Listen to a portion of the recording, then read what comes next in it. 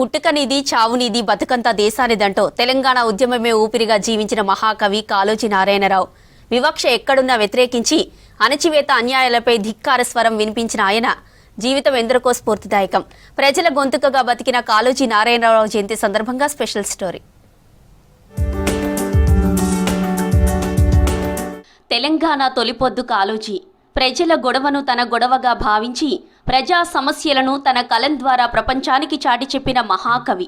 రాష్ట్ర సర్కార్ ఆయన జయంతిని తెలంగాణ భాషా దినోత్సవంగా ప్రకటించి ప్రతి ఏటా ప్రభుత్వం అధికారికంగా ఉత్సవాలు నిర్వహిస్తోంది. కాళోజీ 1914 సెప్టెంబర్ 9న కర్ణాటక బీజాపూర్ జిల్లాలోని రట్టిహల్లి గ్రామంలో జన్మించారు. ఆయన తల్లి రామాబాయమ్మ కన్నడిగుల ఆడపడుచు, తండ్రి కాళోజీ రంగారావు మహారాష్ట్రీయుడు. ప్రాథమిక విద్య తర్వాత హైదరాబాద్ పాతబస్తీలోని చౌమహాల్ న్యాయ పాఠశాలలో కొంతకాలం చదివారు. 1939లో హైదరాబాద్లో ఉన్నత న్యాయస్థానానికి అనుబంధంగా ఉన్న న్యాయ కళాశాల నుంచి న్యాయశాస్త్రంలో పట్టా పొందారు. 1930 నుంచే కాళోజీ గ్రంథాలయ ఉద్యమంలో ఎంతో చురుగ్గా పాల్గొన్నారు. తెలంగాణలోని ప్రతి గ్రామంలో ఒక గ్రంథాలయం ఉండాలన్నది ఆయన ఆకాంక్ష.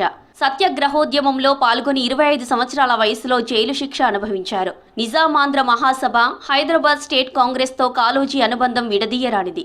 1940లో రుక్మిణీబాయితో వివాహం జరిగింది. మాడపాటి, సురవరం, జమలాపురం కేశవరావు, బూరుగుల రామకృష్ణారావు, పివి నరసింహారావు వంటి వారితో కలిసి కాళోజీ అనేక ఉద్యమాల్లో పాల్గొన్నారు. విద్యార్థి దశలోని నిజాం ప్రభుత్వ నిషేధాజ్ఞలను ఉల్లంఘించి వరంగల్లో గణపతి ఉత్సవాలు నిర్వహించారు. తెలంగాణలో అక్షర జ్యోతిని వ్యాపించజేయాలన్న తపనతో ఆంధ్ర సారస్వత పరిషత్ స్థాపించిన ప్రముఖుల్లో కాళోజీ ఒకరు. కాళోజీ నారాయణరావు మరాఠీ, ఇంగ్లీష్, ఉర్దూ భాషల్లో పండితుడు. ఎన్నో ఇతర భాష గ్రంథాలను తెలుగులోకి అనువాదించారు. కాళోజీ కథలు, నా గొడవ, జీవన గీత, తుది విజయం మనది, తెలంగాణ ఉద్యమ కవితలు, ఇది నా గొడవ, బాపు బాపు బాపు వంటి కథలను 1943లో కాళోజీ కథల పేరుతో హైదరాబాద్లో ఆంధ్ర పబ్లిషింగ్ కంపెనీకి చెందిన అనా గ్రంథమాల సంస్థ తన 14వ ప్రచురణగా ప్రచురించింది. రజాకార్ల దౌర్జన్యాన్ని ప్రతిఘటిస్తూ 1945లో సారస్వత పరిషత్ ద్వితీయ మహాసభలను దిగ్విజయంగా నిర్వహించారు కాళోజీ.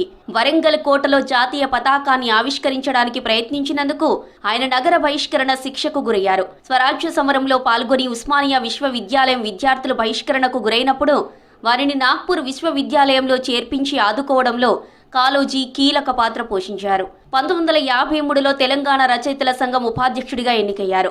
1958లో ఉపాధ్యాయ నియోజకవర్గం నుంచి శాసన మండలికి ఎన్నికయ్యారు. కాకతీయ విశ్వవిద్యాలయం కాళోజీకి గౌరవ డాక్టరేట్ ప్రదానం చేయగా భారత ప్రభుత్వం పద్మ విభూషణ్ పురస్కారంతో సత్కరించింది. ఉమ్మడి ఆంధ్రప్రదేశ్లో శాసన మండలి సభ్యునిగా 1958 నుంచి 1960 వరకు పనిచేశారు కాళోజీ. 2 ఏళ్లు ఏ పార్టీకి చెందని స్వతంత్ర సభ్యుడిగా ఉన్నారు. తెలంగాణ రచయితల సంఘం అధ్యక్షునిగాను 1957-61 కాలంలో గ్లోసరీ కమిటీ సభ్యుడిగాను ఉన్నారు. 1977లో ఖమ్మం జిల్లా సత్తుపల్లి నుంచి స్వతంత్ర అభ్యర్థిగా నాటి ముఖ్యమంత్రి జలగం వెంకటరావుపై పోటీ చేసి ఓడిపోయారు.